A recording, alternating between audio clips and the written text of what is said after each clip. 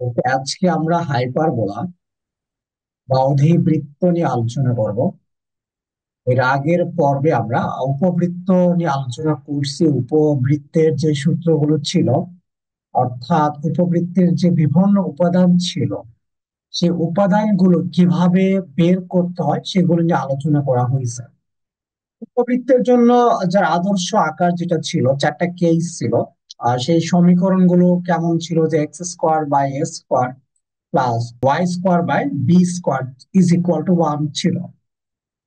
তো অধিবৃত্তের জন্য কি হবে, জাস্ট মাঝখানে মাইনাস হবে, আর কিছু না। তো অধিবৃত্তের জন্য সূত্রগুলো এরকম হবে। তো আজকের লেকচারটা বোঝার জন্য আগের যে পর্বটা ছিল ওইটা ভালো করে বুঝতে হবে, কারণ আমরা ওইটার কনসেপ্টটা ধরে নিয়ে আমরা এটা আজকে করব। তাহলে আমাদের এই এতগুলো সূত্র ডিফারেন্ট ডিফারেন্ট ওয়েতে মুখস্থ করতে হবে না। আমরা ইজিলি একটা কনসেপ্টের মাধ্যমে এই সবকিছু করতে পারবো। আমাদের জানা আছে কনিক্স এর যে সাধারণ সমীকরণ SP is equal two E into PM. এটা হচ্ছে কনিক্স এর সাধারণ সমীকরণ। এখানে ই এর মান যখন 1 থেকে বড় বসানো হবে, কারণ অধিবৃত্তের জন্য ই এর মান 1 থেকে বড় হয়, ইনফিনিটি থেকে ছোট হয়। এই ভ্যালুটা যখন বসানো হবে তখন এখান থেকে অধিবৃত্তের সমীকরণ পাওয়া যাবে। আর সেই সমীকরণের আদর্শ আকার চার ধরনের হতে পারে, বা সেই সমীকরণের যে চারটা ফরমেশন আছে যেখান থেকে আমরা বিভিন্ন উপাদানগুলো বের করতে পারবো, সেই চারটা হচ্ছে এইটা। এখানেও এই আলফা বিটা অধিবৃত্তের কেন্দ্র বোঝা হয়। তো আমরা একটু গ্রাফটা দেখে নেই, তাহলে বুঝতে সুবিধা হবে। অধিবৃত্ত কেমন হয় এটা আগে থেকে আমরা দেখেছি। এই যে দেখো, অধিবৃত্ত তো এরকম হয়, এদিকে একটা আর এদিকে আরেকটা, এভাবে মুখ করে থাকে। অধিবৃত্তের এই যে মাঝখানে যে বিন্দুটা পড়েছে এটাকে অধিবৃত্তের কেন্দ্র বলে, যেটা উপবৃত্তের কেন্দ্র ছিল। তো এটা হচ্ছে অধিবৃত্তের কেন্দ্র। তো অধিবৃত্তের কেন্দ্র এক্ষেত্রে 0,0, বাট এটার ওই যে আলফা বিটা যে কেন্দ্র হতো ওইটাই আলফা কমা বিটাই কেন্দ্র হয়। তো এখানে এক্স এর সাথে কিছু বিয়োগ নাই, ওয়াই এর সাথে কিছু বিয়োগ নাই। তার মানে এই কেসের জন্য অধিবৃত্তের কেন্দ্র হচ্ছে 0,0। মাথায় রাখতে হবে এই ক্ষেত্রে 0,0, আর এই দুইটা কেসের জন্য আলফা কমা বিটা। তো আমরা ইজিলি অধিবৃত্তের কেন্দ্র বের করতে পারবো, ঠিক আছে। এখন আগে দেখেছি উপবৃত্তের জন্য দুইটা অক্ষ ছিল, একটিকে আমরা বৃহৎ অক্ষ বলতাম, আরেকটিকে বলতাম ক্ষুদ্র অক্ষ বলতাম। তো এখানেও দুইটা অক্ষ আছে। তার আগে আমরা একটু মনে করি যে বৃহৎ অক্ষ বলতাম কোনটাকে, যে যদি এর মান বড় হতো, কারণ এ হচ্ছে এক্স এর সাথে সম্পর্কযুক্ত। তো যদি এর মান বড় হতো তাহলে সেটা অবশ্যই এক্স অক্ষ বরাবর হতো। তখন আমরা বলতাম যে ওই এক্স অক্ষ বরাবর যে দৈর্ঘ্যটা বা ওইটা হচ্ছে বৃহৎ অক্ষ বলতাম। আর বি ছোট হলে বলতাম হচ্ছে ওয়াই অক্ষ বরাবর যেটা, সেটা হচ্ছে ক্ষুদ্র অক্ষ বলতাম। অর্থাৎ এর মান বড় না বি এর মান বড়, তার উপর নির্ভর করে আমরা অক্ষ ঠিক করতাম কোনটা ক্ষুদ্র অক্ষ হবে আর কোনটা বৃহৎ অক্ষ হবে, এটা ঠিক করতাম। এই ক্ষেত্রে আমরা তো বড় ছোট করে আর ঠিক করবো না। তো গুরুত্বপূর্ণ পয়েন্ট, যে আগে আমরা বড় ছোট নিয়ে চিন্তা করতাম, এখন বড় ছোট নিয়ে চিন্তা করব। এখন চিন্তা করব যে কার সামনে প্লাস আছে আর কার সামনে মাইনাস আছে, এটা নিয়ে চিন্তা করবো। দেখো, প্লাস মানে বড় চিন্তা করতে পারি, আর মাইনাস মানে ছোট চিন্তা করতে পারি। তো এই ক্ষেত্রে আমরা প্লাস মাইনাসটা নিয়ে চিন্তা করব। তো এর সামনে এখানে প্লাস মানে এর সামনে এ যে রাশিটা বা এ যেখানে আছে তার সামনে প্লাস, আর বি যেখানে আছে তার সামনে মাইনাস। তো এখানে ওই যে উপবৃত্তের সময় এ বড় আর বি ছোট হলে যেমন কাজ হতো এখানে তেমন কাজই হবে। সো দেখো, এখানে এ পজিটিভ, তার বুঝতে পারতেছো এই ক্ষেত্রে অধিবৃত্তটা এক্স অক্ষ বরাবর এক্সপ্যান্ড করবে বা এক্স অক্ষ বরাবর থাকবে। যেমন এই যে এক্স অক্ষ বরাবর আছে, এই যে এক্স অক্ষ বরাবর আছে। আর এইটার গ্রাফ যদি তোমাদের স্কেচ করতে বলা হতো, তোমরা কিভাবে স্কেচ করতো? তোমরা দেখতেই পাচ্ছ যে এখানে ওয়াই থেকেও কিছু বিয়োগ নাই, এক্স থেকেও কিছু বিয়োগ নাই। তার মানে এই অধিবৃত্তের কেন্দ্র হচ্ছে 0,0। বাট বির সামনে প্লাস আর এর সামনে মাইনাস, সো এটা হবে ওয়াই অক্ষ বরাবর। তো এরকম হবে, এই যে ব্যাপারগুলো এরকম, ঠিক আছে। সো আই থিঙ্ক বুঝতে পারছি। দেখো এখানে কিন্তু এ পজিটিভ, এইটার কোন অক্ষ বরাবর থাকবে, এটা হচ্ছে এক্স অক্ষের সমান্তরাল যে অক্ষটা সেটা বরাবর থাকবে। আর এখানে বি পজিটিভ, বাট এখানে কেন্দ্র আছে, সো এটা তো আর ডিরেক্ট হচ্ছে ওয়াই অক্ষ বরাবর থাকবে না, এটা হচ্ছে ওয়াই অক্ষের সমান্তরাল একটা অক্ষ বরাবর এই অধিবৃত্তটি থাকবে। তাহলে এই দুটার জন্য সূত্রগুলো লাগবে না, কারণ হচ্ছে আমরা এইটার মাধ্যমে এইটা রিলেট করতে পারবো, আর এই দুইটার মাধ্যমে ইজিলি এগুলো সলভ করতে পারবো। ওই যে অক্ষ স্থানান্তরের যে বিষয়টা ছিল, এটা আগেও আলোচনা করা হয়েছে ওইটার মাধ্যমে। এটা হচ্ছে 1 নম্বরের জন্য। 2 নম্বরের জন্য, তো এই ক্ষেত্রে আমরা এইটাকে বৃহৎ অক্ষ না বলে বলবো হচ্ছে আর অক্ষ বা প্রধান অক্ষ বলতে পারে। তো এখানে এই যে যেহেতু এক্স অক্ষ বরাবরই আছে, মানে অধিবৃত্তটি যে অক্ষ বরাবর থাকবে সেটা হচ্ছে আর অক্ষ। আরেকটা হচ্ছে যে এইটা এইটা এই ক্ষেত্রে হবে অনবন্ধী অক্ষ। অনবন্ধী অক্ষ, জাস্ট নাম চেঞ্জ হবে। আচ্ছা, এখন সূত্র কি হবে? আগের মতোই। আগে যেমন বৃহৎ অক্ষ বের করার সূত্র ছিল 2a, আর ক্ষুদ্র অক্ষ মানে এই কেস ওয়ানের জন্য ছিল 2b, সেম থাকবে। সো এখানে হচ্ছে এটা 2a, আর এটা হচ্ছে 2b। তো এখন বোঝার বিষয় এখানে কোন পরিমাণ আর বি হচ্ছে কোন পরিমাণ, এটা একটু দেখবো আমরা। অধিবৃত্তের যে কেন্দ্র, কেন্দ্র থেকে এই যে অধিবৃত্তের জন্য দুটা শীর্ষবিন্দু থাকে, যেমন এই একটা শীর্ষবিন্দু আর এ একটি শীর্ষবিন্দু। এখান থেকে এই কেন্দ্র থেকে শীর্ষবিন্দু দূরত্ব হচ্ছে এ।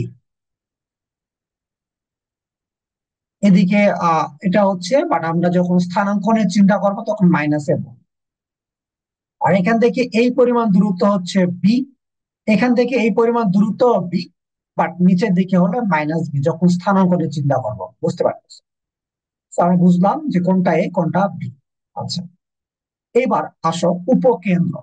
উপকেন্দ্র কই থাকে? একটু মনে করি, আগে উপকেন্দ্র বের করার সূত্র কি ছিল? ছিল হচ্ছে প্লাস মাইনাস এই কমা জিরো, এরকম ছিল। দুটা উপকেন্দ্র ছিল এই ক্ষেত্র, কারণ এটা কিন্তু ওই যে প্রথম কেস এ বড় মানে এ পজিটিভ, আমরা মিল করে পড়বো। তো এটা প্রথমটার মতো একই সূত্র, বাট ব্যাপারটা কোন জায়গায় কি এটা একটু বুঝে নিই। এর দুইটি উপকেন্দ্র, একটি হচ্ছে এখানে থাকে, আরেকটি হচ্ছে এখানে থাকে, এস এস প্রাইম। তো একটা হবে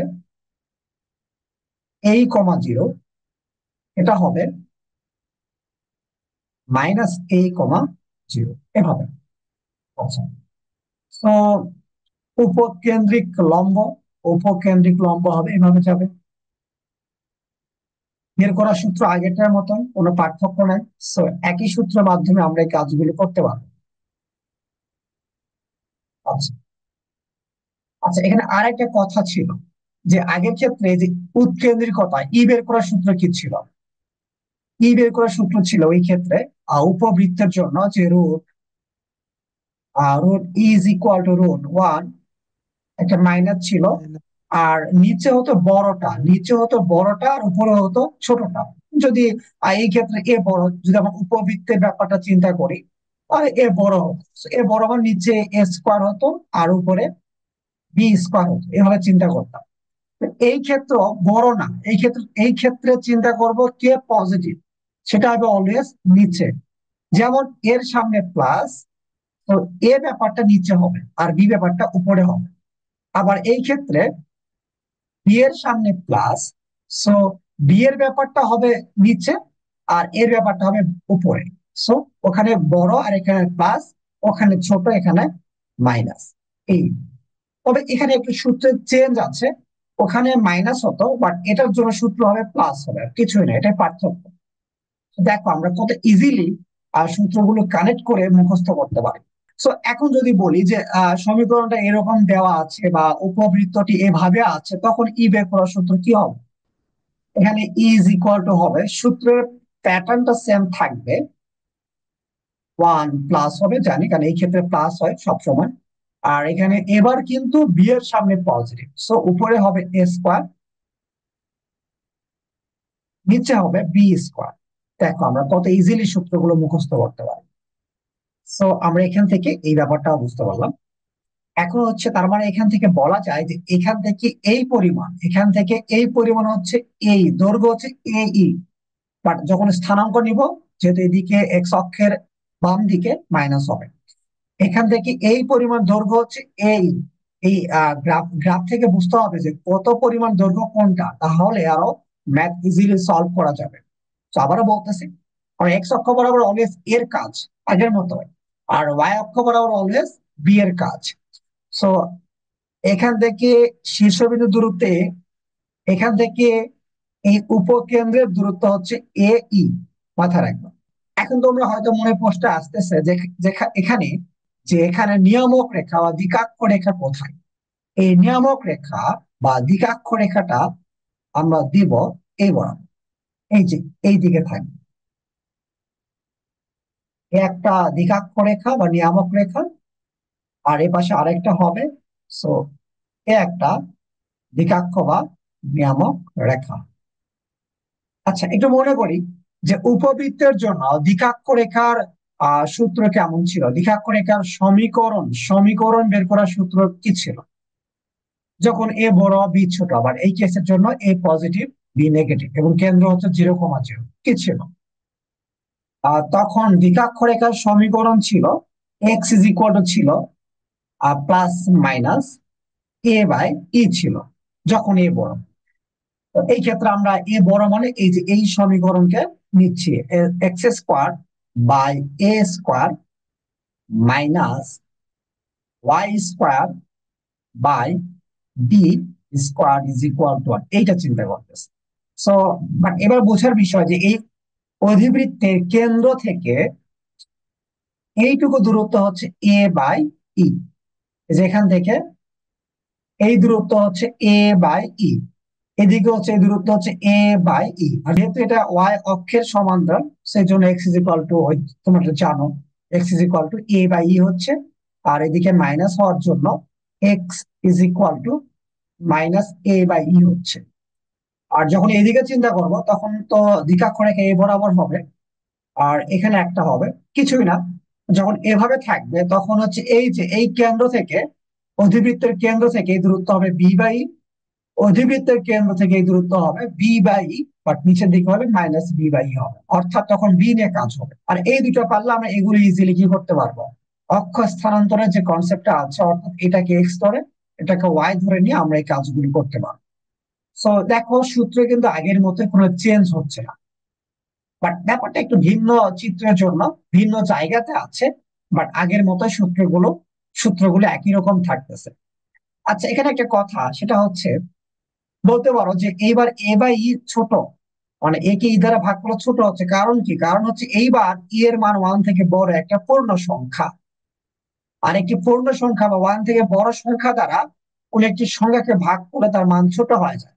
এই জন্য দেখো যে এখান থেকে এই পরিমাণ এ বাই ই, এখান থেকে এই পরিমাণ হচ্ছে এ, এখান থেকে এই পরিমাণ হচ্ছে এ ই, কারণ ই দ্বারা গুণ করলে এই ক্ষেত্রে মান বাড়ে, যেটা উপবৃত্তের জন্য মান কমে যায় দেখেছি আমরা। So এগুলো হচ্ছে পার্থক্য, আর অন্য কোনো পার্থক্য নাই।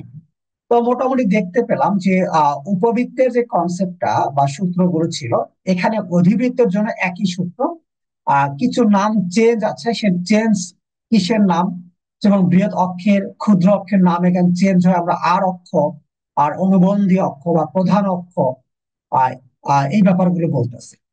তো এগুলো বুঝে নিলাম, আর যেগুলো সেম ছিল সেগুলো তো বললাম। আর ওইখানে মেন যে কনসেপ্টটা ছিল, এ বড় বি ছোট, আর এখানে কনসেপ্টটা হচ্ছে কে পজিটিভ কে নেগেটিভ, এই হচ্ছে বিষয়। এখন হচ্ছে অধিবৃত্তের জন্য এক্সট্রা কয়েকটা ইনফরমেশন লাগবে। আবারও বলি, অধিবৃত্তের জন্য এক্সট্রা কিছু ইনফরমেশন আছে যেগুলো আমরা এখন জানবো। সেই এক্সট্রা ইনফরমেশন গুলো কি কি, যেমন উপবৃত্তের জন্য কোনো শীর্ষবিন্দু ছিল না, বাট অধিবৃত্তের জন্য দেখো দুইটা শীর্ষবিন্দু আছে। যেমন এ একটা শীর্ষবিন্দু আর এ একটা শীর্ষ বিন্দু। তো এই শীর্ষবিন্দু দিয়ে যে একটা রেখা কল্পনা করা যেতে পারে, এই যে একটা রেখা কল্পনা করা যেতে পারে, এটাকে বলা হয় শীর্ষবিন্দুতে স্পর্শ। শীর্ষবিন্দুতে স্পর্শ। আমি যদি তোমাদের বলি যে কেস ওয়ান এর জন্য শীর্ষবিন্দুতে স্পর্শকের সমীকরণ কি হবে, তখন তোমরা দেখতেছ যে এটা হচ্ছে ওয়াই অক্ষের সমান্তরাল। আর আমরা জানি কেন্দ্র থেকে এই শীর্ষবিন্দুর দূরত্ব হচ্ছে এ, আর এদিকে হচ্ছে এটাও এ, বাট মাইনাস হবে। সো তার মানে শীর্ষবিন্দুর দূরত্ব পেয়ে গেলাম এ, বা দুটা শীর্ষবিন্দুর মধ্যবর্তী দূরত্ব সেটা হবে 2a।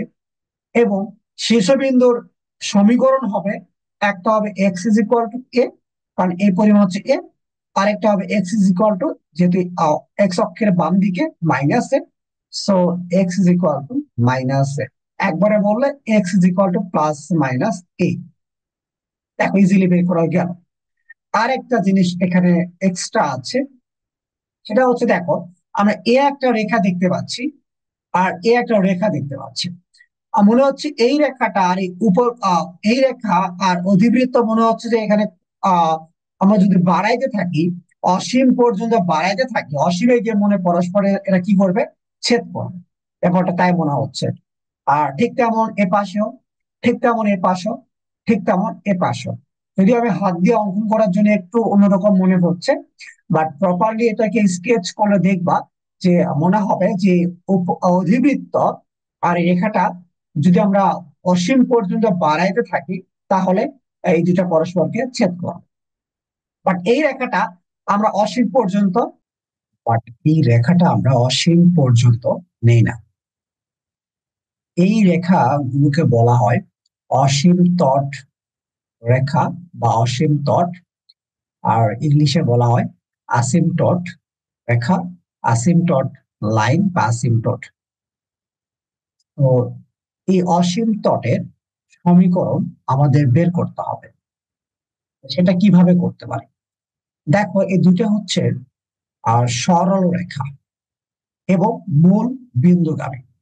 আর আমরা জানি মূল বিন্দুগামী সরল রেখার সমীকরণ হয় y is equal two mx। So আমরা ওই দুইটা রেখার ঢাল বের করতে পারলে ওই দুইটার সমীকরণ বের করতে পারবো। আর জানা আছে ঢাল ইজ ইকুয়াল টু, ঢাল m is equal to tan theta. তো এইটার জন্য দেখো এই পরিমাণ এ আমরা জানি, এই পরিমাণ হচ্ছে বি। আর এটা যেহেতু এক্স অক্ষের ধনাত্মক দিকের সাথে এই পরিমাণ কোণ উৎপন্ন করছে, ধরলাম এই কোণ হচ্ছে থিটা। তো এই সমাপনী ত্রিভুজ থেকে লেখা যায়, আর ট্যান থিটা সমান কি হবে, লম্ব বাই ভূমি। সো ঢাল m is equal to tan theta, আর ট্যান থিটা সমান লম্ব বাই ভূমি অর্থাৎ বি বাই এ। তো এই অসীম তটের জন্য ঢাল পেলাম বি বাই এ। আচ্ছা, এখন এইটার জন্য ঢাল একই নিয়মে বের করা যাবে। আর এইটার জন্য দেখো, এইটা যেহেতু এক্স অক্ষের বাম দিকে, অর্থাৎ এর জন্য এর সাইনটা নেগেটিভ হবে। এই জন্য এইটার ঢাল হবে মাইনাস বি বাই এ। এইটার ঢাল হবে মাইনাস বি বাই এ। আবার দেখো এটা ঢাল যে নেগেটিভ হবে সেটা আমরা অন্যভাবেও বলতে পারি, কারণ এটা এক্স অক্ষের ধনাত্মক দিকের সাথে একটি স্থূল কোণ উৎপন্ন করছে। আর জানা আছে এই কোণ অর্থাৎ থিটার মান যদি স্থূল কোণ হয় তাহলে ঢাল নেগেটিভ হয়। তো আমরা অসীম তট দ্বয়ের ঢাল পেয়ে গেলাম। এখন ওইটা যদি আমরা এই সমীকরণে বসাই, সো একবার বি বাই এ বসালে একটা সমীকরণ পাওয়া যাবে, আর আরেকটা মাইনাস বি বাই এ বসালে আরেকটা অসীম তটের সমীকরণ পাওয়া যাচ্ছে। সো একবারে লিখলে পাওয়া যাচ্ছে y is equal to plus minus b by a into x. এটা হচ্ছে অসীম তট দ্বয়ের সমীকরণ বের করার সূত্র। এ একটা শীর্ষবিন্দু যেটাকে আমরা এ দিয়ে প্রকাশ করি, আর এ একটি শীর্ষ বিন্দু, যেটাকে আমরা এ প্রাইম দিয়ে প্রকাশ করি। ওই শীর্ষ বিন্দু দ্বয়ের স্থানাঙ্ক হবে, যেহেতু এখান থেকে এই পরিমাণ হচ্ছে এ, আমরা কেস ওয়ানের জন্য বলতেছি। তো একটা হবে a,0, আর একটা হবে এইদিকে যেহেতু মাইনাস এ, সো কারণ এক্স অক্ষের বাম দিকে মাইনাস, সো এটা হবে -a,0। অর্থাৎ শীর্ষ বিন্দু দ্বয়ের স্থানাঙ্ক হচ্ছে প্লাস মাইনাস, একবারে লিখলে +-a,0। এই ছিল অধিবৃত্তের বিভিন্ন এলিমেন্টস বের করার জন্য সূত্রাবলী। চলো আমরা কিছু প্রবলেম সলভ করি, তাহলে আরো ভালো বুঝতে পারবো যে কিভাবে এগুলো নিয়ে কাজ করতে হয়, বা অধিবৃত্তের এই যে এলিমেন্টস গুলো আছে তাদের মান বের করতে হয়। তো প্রথম প্রবলেমটা দেখো, এখানে বলা আছে y²/2 - x² = 1, অধিবৃত্তের উৎকেন্দ্রিকতা নির্ণয় করা। আচ্ছা, এখানে এটা যে অধিবৃত্তের সমীকরণ সেটা বলা আছে। এখন যদি বলা না থাকতো তাহলেও আমরা বের করতে পারতাম যেটা কোন কনিক্স কে নির্দেশ করে, সেই কনসেপ্ট গুলো আমরা আগে আলোচনা করছি। তো এই যে উপবৃত্তের যে আলোচনাটা, ওই পর্বটা আগে আপলোড দেওয়া আছে, তো তোমরা যারা দেখো না ওইটা, ওইটা অবশ্যই দেখে নিবা, তারপরে এই ভিডিওটা দেখবা, তাহলে ভালো বুঝতে পারবে। উপবৃত্তের ওই লেকচারটার ভিডিও লিংক আমি ডিসক্রিপশনে দিয়ে রাখবো, তোমরা সেখান থেকে দেখে নিও। ওকে, সো দেখো এটা আমরা সাজিয়ে নিব। সো y²/2, এখন 2 আছে, আমি √2 দিয়ে তার উপর স্কোয়ার দিলাম, মাঝখানে মাইনাস, আর x², নিচে কিছু নেই মানে 1 একটা আছে, সো 1² লিখলাম, that is equal to 1। Okay, so এখানে বি এর মান, কারণ ওয়াই নিচে বি থাকে, so b is equal to কত, √2, আর এ ইজ ইকুয়াল টু কত পাচ্ছি, 1 পাচ্ছি। এখন দেখো এখানে বি এর সামনে পজিটিভ, সো এটা হচ্ছে কেস 2 এর যে ব্যাপারটা, অর্থাৎ এখানে সবকিছু বি নিয়ে চিন্তা করতে হবে, যেটা উপবৃত্তের জন্য বি বড় এটা ছিল। তো আমরা জানি ই ইজ ইকুয়াল টু, সূত্র ছিল অধিবৃত্তের জন্য যে √1 প্লাস, এখানে প্লাস হয়, আর উপবৃত্তের জন্য মাইনাস ছিল, এটা পার্থক্য মাথায় রাখবা। আর নিচে কি হবে, যার সামনে পজিটিভ সে নিচে হবে, সো এখানে কার সামনে পজিটিভ, বি এর সামনে, সো নিচে হবে b², আর উপরে হবে a²। এখন এই মানগুলো এখানে বসায় দিলেই আমরা এর মান পেয়ে যাব।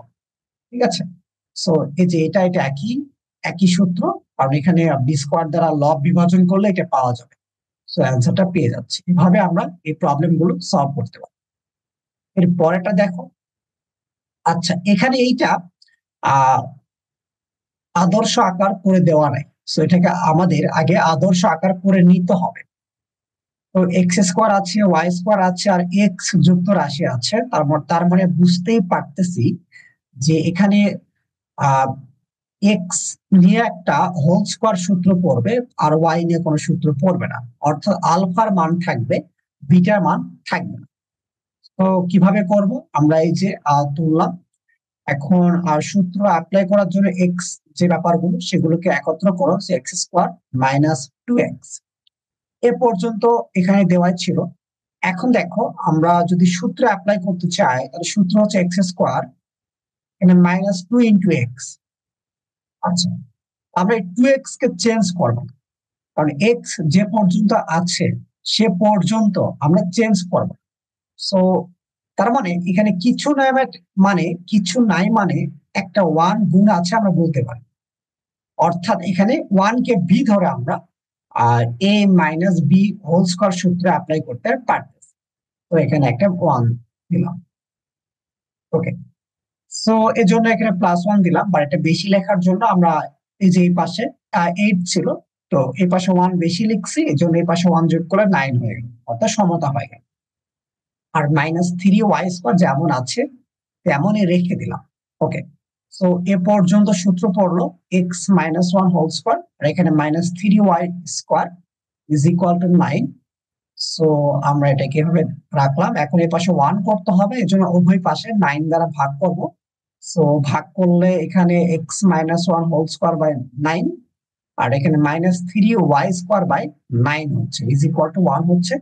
এখন 9 কে লেখা যায় 3 স্কয়ার, আর এখানে যেহেতু 3 দ্বারা 9 কে কাটলে 3 হয়, সো স্কোয়ার আকারে প্রকাশ করার জন্য √3 দিয়ে তার উপরে স্কোয়ার দিন ইজ ইকুয়াল টু 1। তো দেখো এটা কিন্তু এখানে আলফার মান আছে, সো আমরা x-1 কে কি ধরবো, এক্স ধরবো, আর এটাকে ওয়াই ধরো, তাহলে আকারটা এরকম হচ্ছে। আচ্ছা, এরকম আকার হলো। এখন দেখতে পাচ্ছি এর সামনে পজিটিভ, সেটা কেস 1 এর জন্য ব্যাপারটা। এখন বের করতে কি বলছে, শীর্ষ বিন্দুদ্বয়। আমরা জানি যে কেস 1 এর জন্য শীর্ষ বিন্দুদ্বয় হয় +-a,0 হয়, +-a,0 হয়। তো এখানে বোঝার বিষয় দেখো, যখন এরকম ছিল, মানে সমীকরণটা এরকম ছিল, তখন তার শীর্ষ বিন্দুদ্বয়ের স্থানাঙ্ক হতো +-a,0 হতো। অর্থাৎ শীর্ষবিন্দুর যে ভুজ, ভুজ মানে কি এক্স, মানে এক্স ইজ ইকুয়াল টু এক্ষেত্রে হচ্ছে +-a, আর কোটি ওয়াই ইজ ইকুয়াল টু হচ্ছে 0। আচ্ছা, বাট এখানে এক্স মানে তো এক্স না, এক্স মানে হচ্ছে x-1। সো আমরা এক্স এর জায়গাতে কি করবো, x-1 বসাই দেব, that is equal to +-a। তো আমরা এর মান জানি, সো প্লাস এর মান কত, 3। এখানে 3 বসাই দিলাম।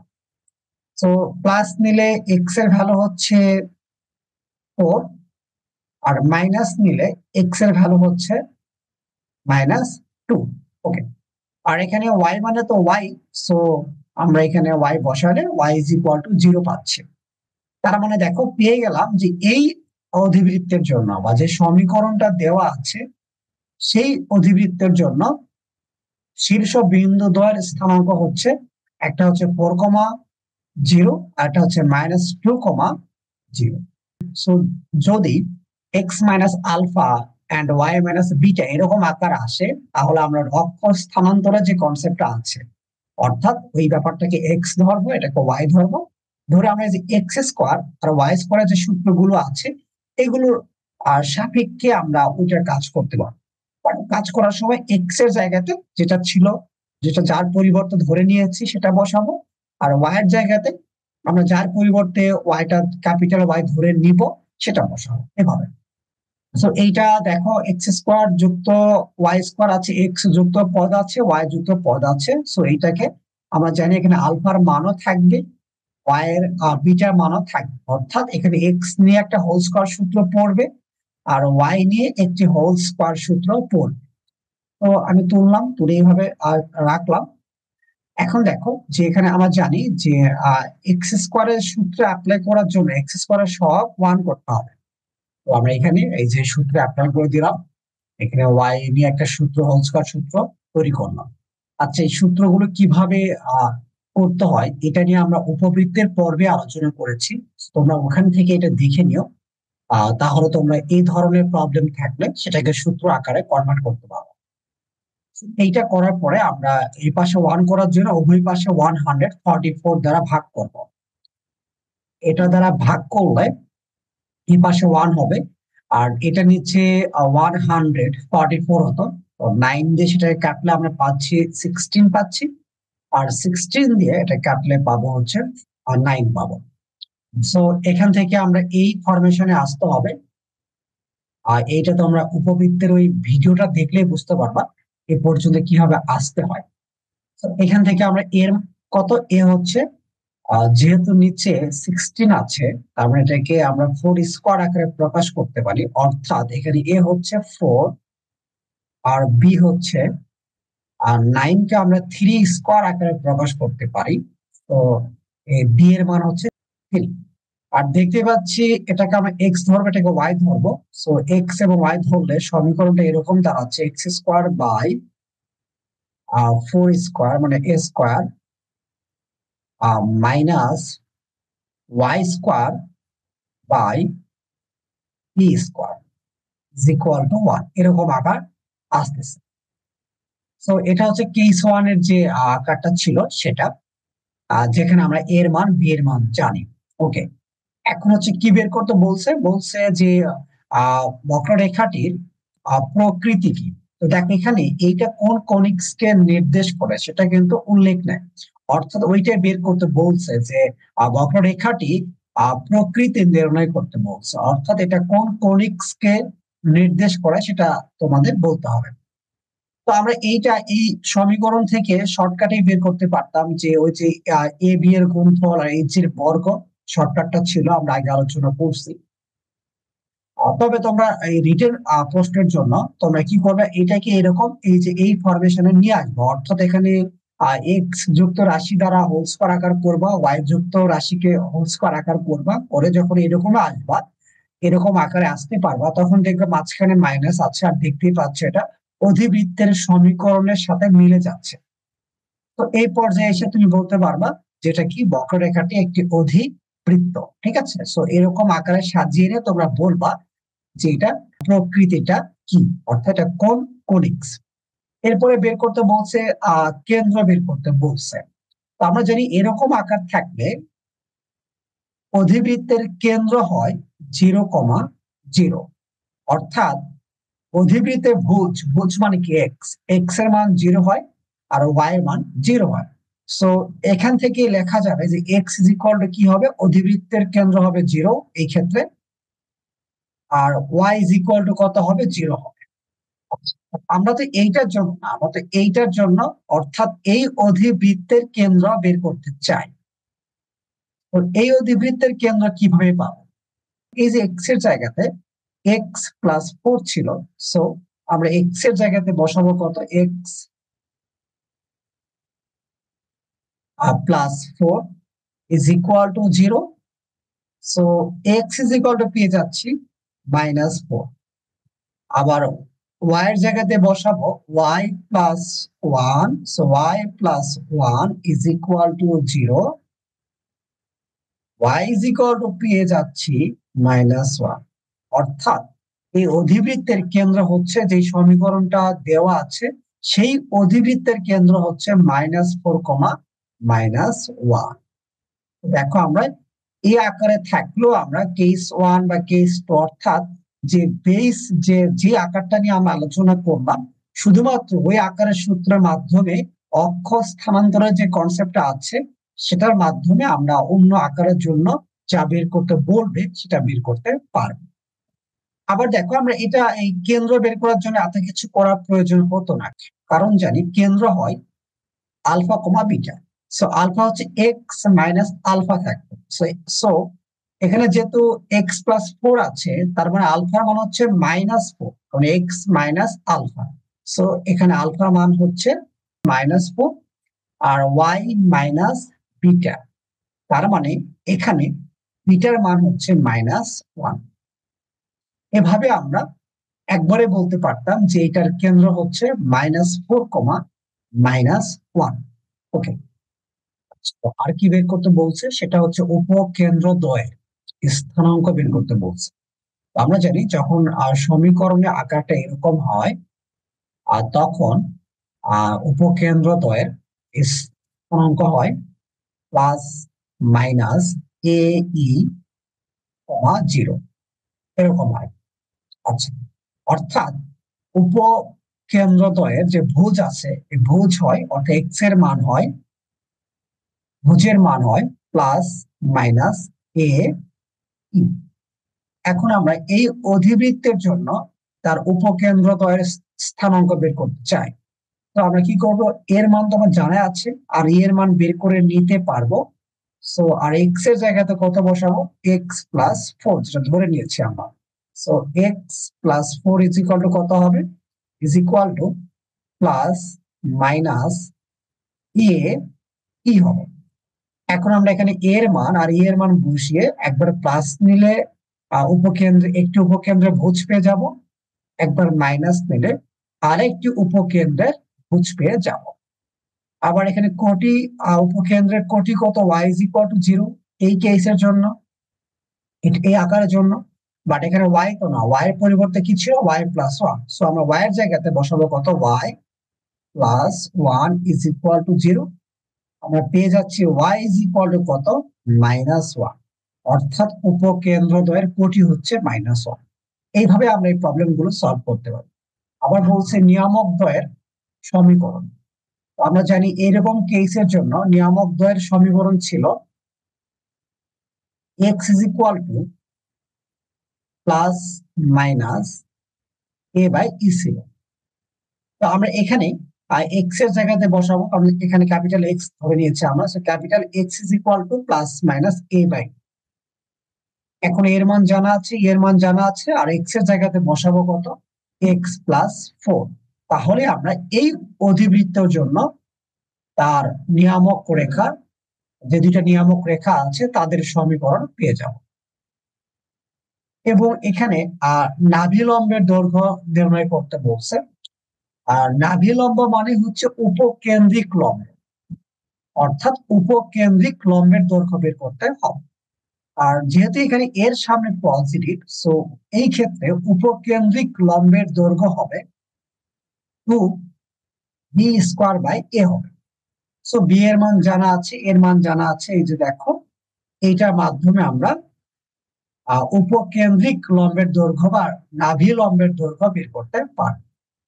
তো এখানে মেন বিষয়টা হচ্ছে আমরা যেই আকারে থাকুক না কেন সেটাকে আমার, এটাকে এক্স ধরবো উপরে, এটাকে ওয়াই ধরবো, ধরে আমরা ক্যাপিটাল এক্স ক্যাপিটাল ওয়াই ধরে নিয়ে এরকম একটা আকার পাবো। এখন এরকম আকারের জন্য সে এখানে বের করতে বলছে উপকেন্দ্রের স্থানাঙ্ক বের করতে বলছে। এইরকম আকারের জন্য উপকেন্দ্রের স্থানাঙ্ক হয় +-a,0, অর্থাৎ এরকম আকারের জন্য উপকেন্দ্রের যে স্থানাঙ্ক আছে তার ভুজ হয় এই +-a,e, আর কোটি হয় 0। তার মানে এরকম আকারের জন্য তার ভুজ মানে কি এক্স, মানে এক্স ইজ ইকুয়াল টু হয় উপকেন্দ্রের জন্য +-a। এখন এক্স এর জায়গাতে এক্স যার পরিবর্তে ধরা হয়েছে সেটা বসালে আমরা এই অধিবৃত্তের জন্য উপকেন্দ্রের যে ভুজ আছে সেটা পেয়ে যাব। আবার এই আকারের জন্য যেহেতু উপকেন্দ্রের কোটি হচ্ছে 0, সো আমরা ওয়াই ইজ ইকুয়াল টু 0 ধরবো। এখন এই ওয়াইটা যার পরিবর্তে ধরা হয়েছে সেটা বসালে আমরা এই অধিবৃত্তের জন্য উপকেন্দ্রদ্বয়ের কোটি পেয়ে যাব। এইভাবে আমরা অক্ষ স্থানান্তরের যে কনসেপ্ট গুলো আছে তার মাধ্যমে এই প্রবলেম গুলো সলভ করতে পারবো।